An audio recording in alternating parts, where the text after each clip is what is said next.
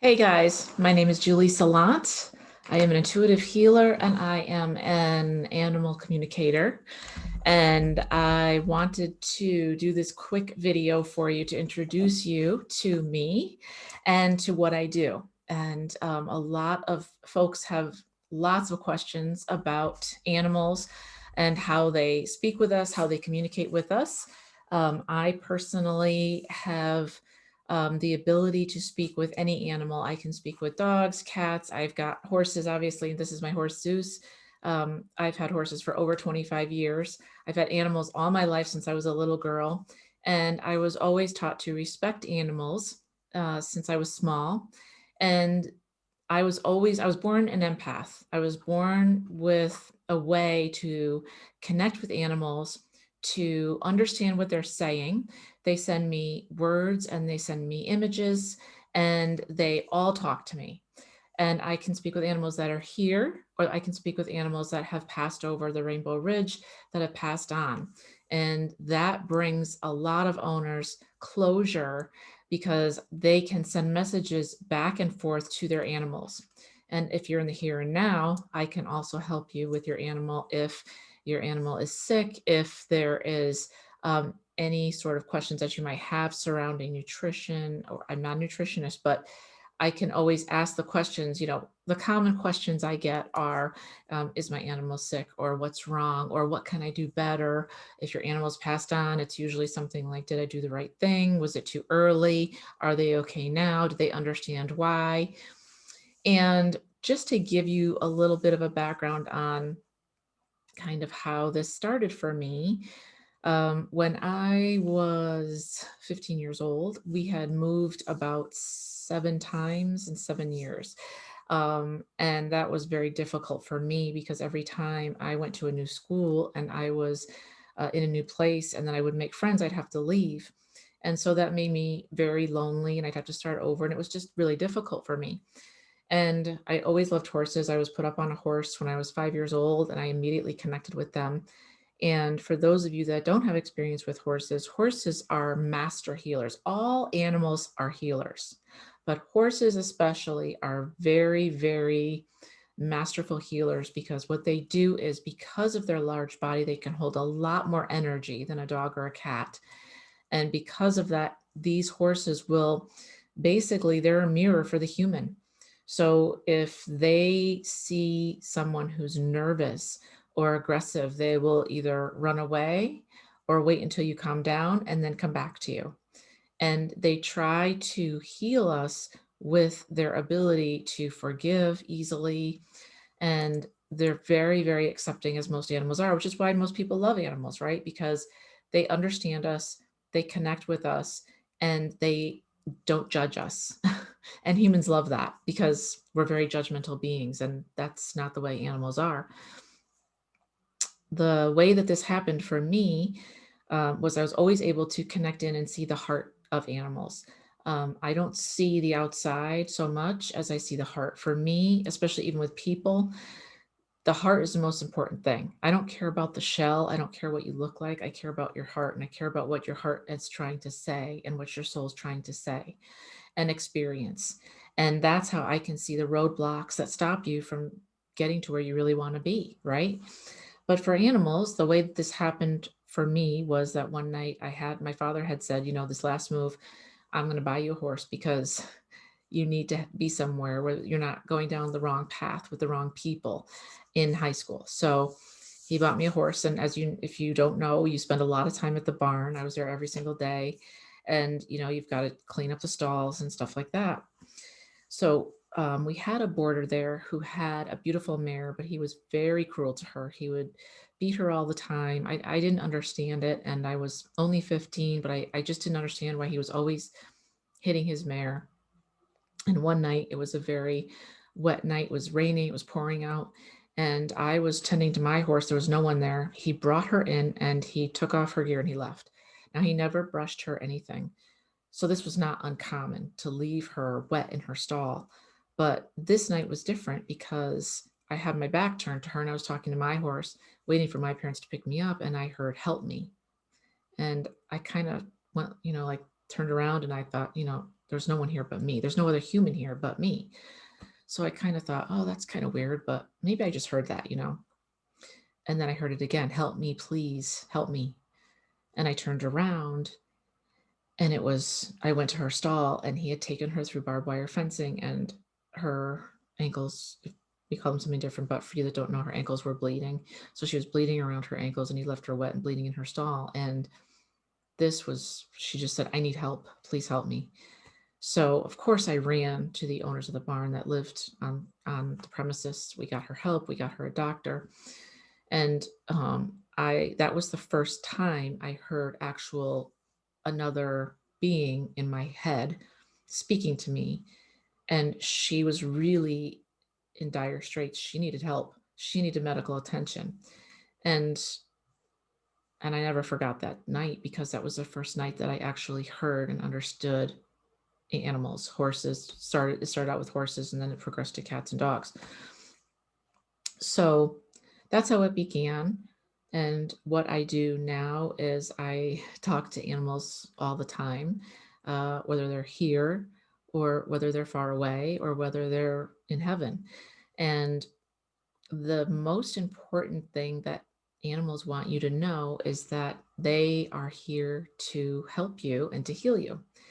Animals are just like humans. What most people don't realize is that every animal has a personality and a voice, and they all sound different. So some sound, very, hi, my name's Julie. And some are like, hey, my name's Larry, and some are like, super busy right now, not interested in talking to you. Come back later. And some are even like, I don't want to talk to you. Come back. So they're all different and they all speak differently. They all have a different sound to their voice. They are all individual. That's what I want you to know. So your Chihuahua and your cat are, even though you could have two dogs and two cats, they could be the same exact litter, but they're two completely different individuals, just as humans are. And they really want you to look at them that way. They really desire you as the owner to be their partner and to look at them as if they are singular and not just something that doesn't have a heart and a soul, because they do. They all have hearts and souls. They are here to heal humans. And what most humans don't realize is if you ever noticed, if you're going through some grief or you're having a bad day, they'll come up and they'll lay with you. I used to get migraines quite a bit. My cats would just come up and lay with me. What they're trying to do is to absorb your negative energy into their bodies. They can actually take on human sickness, and they'll take it from the human and take it onto themselves to help you. Cats purring, a lot of people don't know this, but their purring really calms a human down. So just that noise and vibration changes you and changes your state on a cellular level and will help you. Dogs will come up and curl up against you.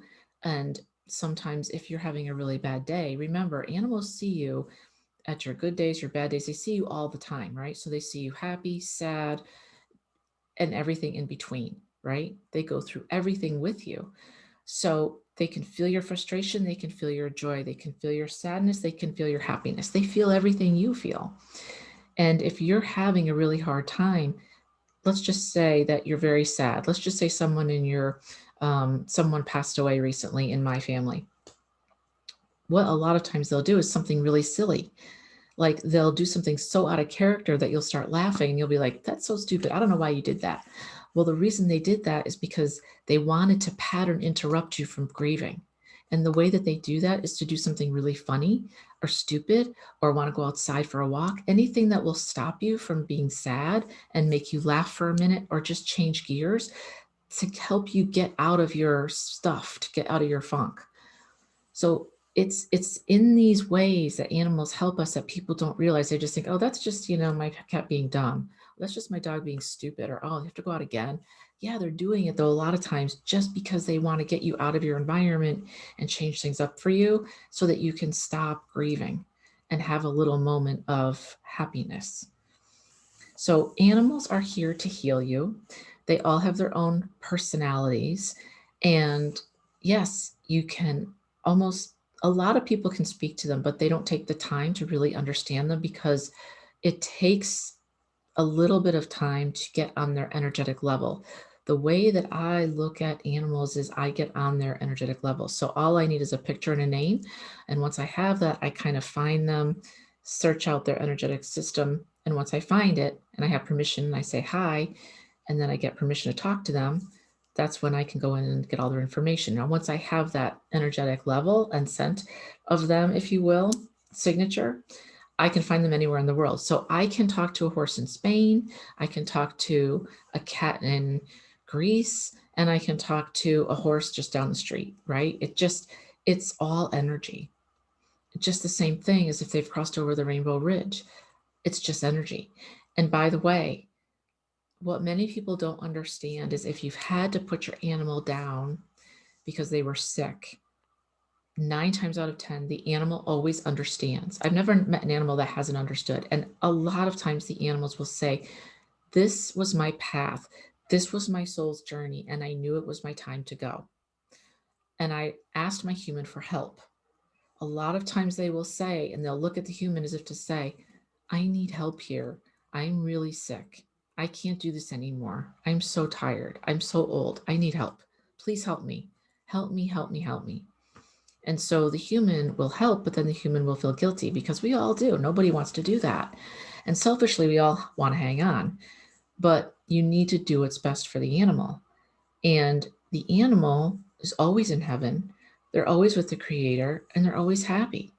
And a lot of times, what you may not know is that your soul signed up to be here at this time, and so did your animals. Your animals signed up to be here with you at this time. That's why they always say, you know, did you rescue the animal or did the animal rescue you? Usually the animal rescues you, right?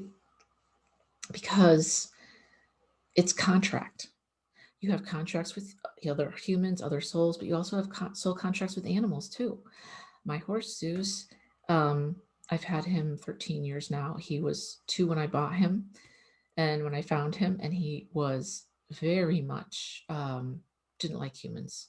He was very much on his own. He'd been thrown out um, into the field to fend for himself, and he was very aggressive. He didn't like humans. He especially didn't like men. He was. It took us a long time to bond, and he needed a lot of space and a lot of hand holding. And sometimes they just need that time to re-evaluate how they are, to feel better about themselves. And this is what happens with a lot of rescues, right? All my animals are rescues. So if you're going to rescue an animal, please know that it might take time. My sister just rescued a dog just a couple of weeks ago, maybe a month ago. And every day she'd call me freaking out, like, you know, I don't know if this is going to work. He's not doing this. He's not doing that. I'm like, listen, it's only been a little bit of time. You have to remember that this dog doesn't know you. It doesn't know your surroundings. It doesn't know your routine. This dog doesn't know how long you're going to be with him. He doesn't know if you're his forever person. He's scared. And when I tapped in, he'd had some very traumatic, even though he's a puppy, he had a very traumatic 6 months on this planet. You know, loud noises really frightened him. He had to fight for food with his other siblings, and his other siblings had gone to a rescue and all had been adopted out except for him. And he was really nervous and he's really scared. He needs a lot of love and a lot of foundation building, which almost all rescues do, right? So you've got to give them the time. It's kind of like, it's not a car. It's not. This is what I want everyone to know about animals. They're not like cars. You can't turn them on, turn them off. It takes time to build the bond. Now, once the bond is there, it's almost unbreakable. As long as you're good to that animal and you treat them well, and I'm not talking about just food and water and taking them out for walks. I'm talking about loving them and talking to them. And trust me when I tell you something, they understand energy. They might not understand all your words because most animals do understand some words. Cats understand words, dogs understand words, horses understand lots of words. They understand phrases, they understand leg movements and hand movements and body language because all animals read your body language. They can sense your aggressiveness. So let's just put it this way with horses, especially dogs too, cats too. If you're nervous, super nervous, let's just say you meet a huge dog and it's a big dog. If you're nervous inside, you're vibrating your energy at, I'm scared, I'm nervous, I'm nervous, I'm nervous. But outside, you're trying to pretend like everything's okay. And you're going to say, hi, how's everything?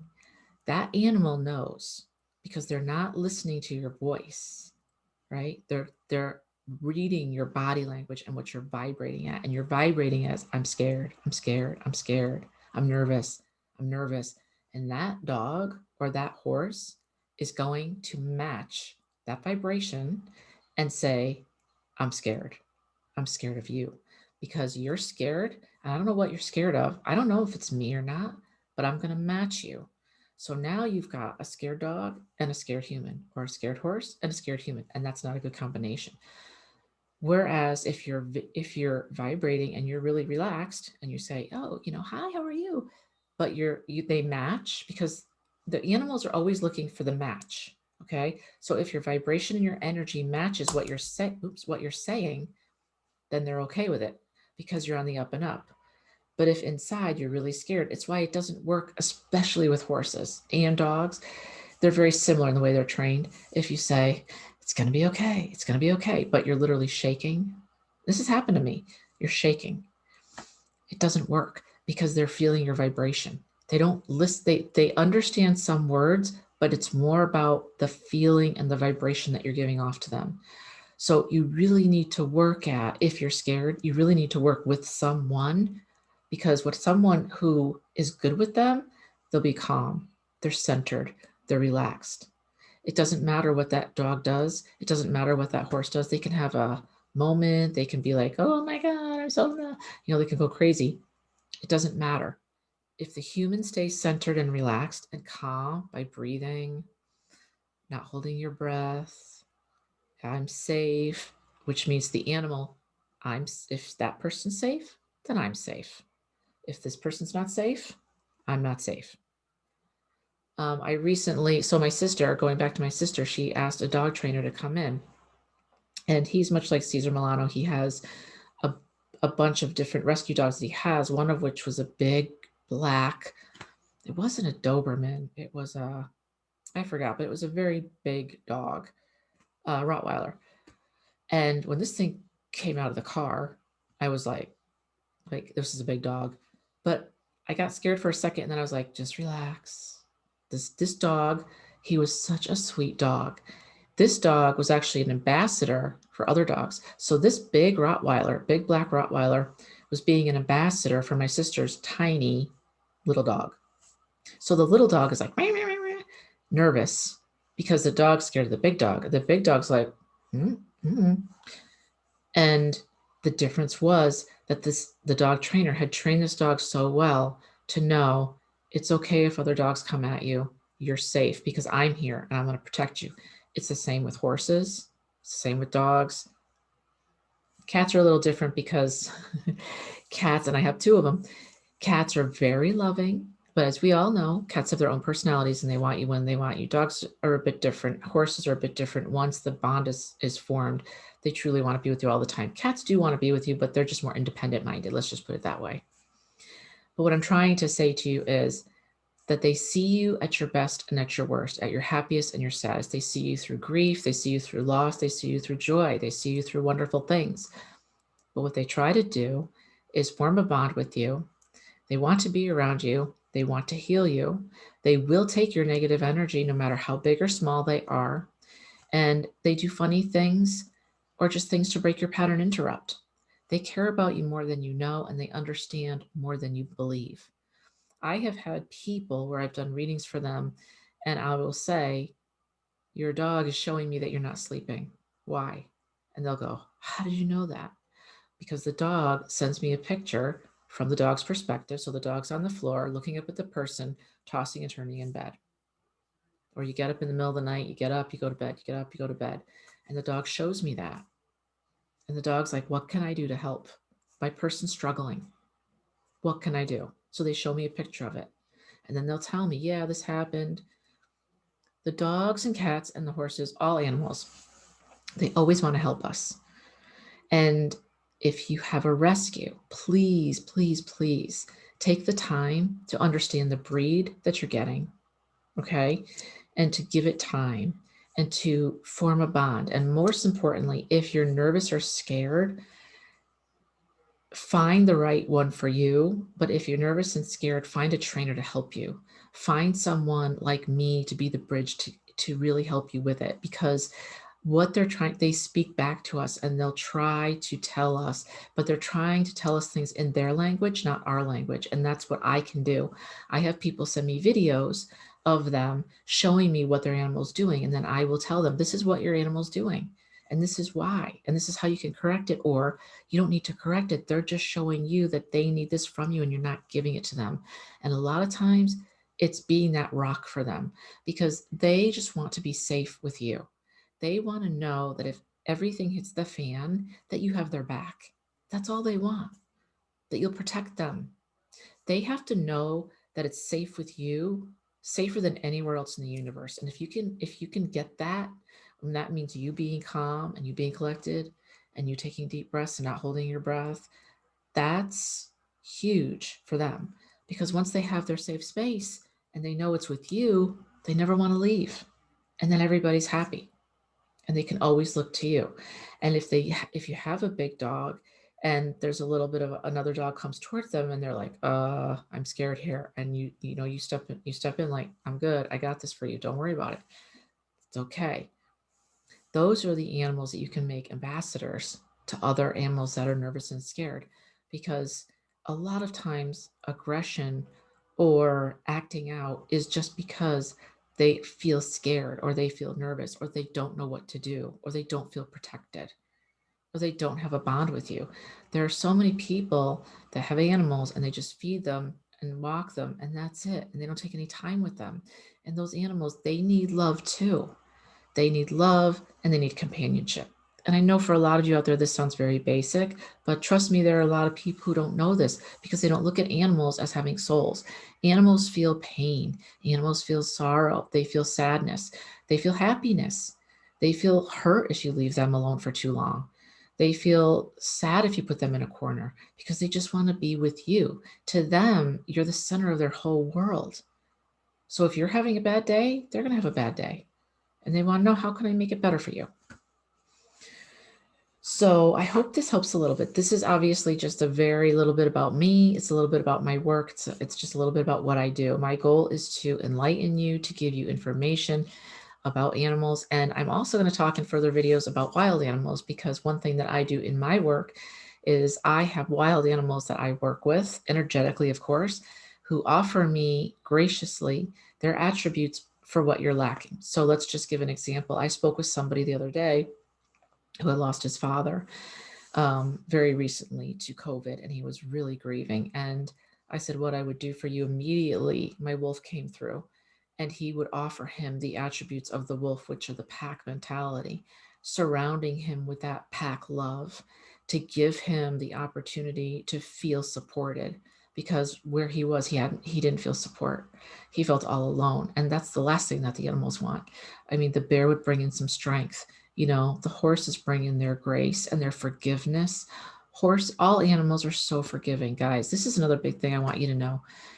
No matter what you've done, and I'm not talking about seriously abusing animals, because that's something I can't condone.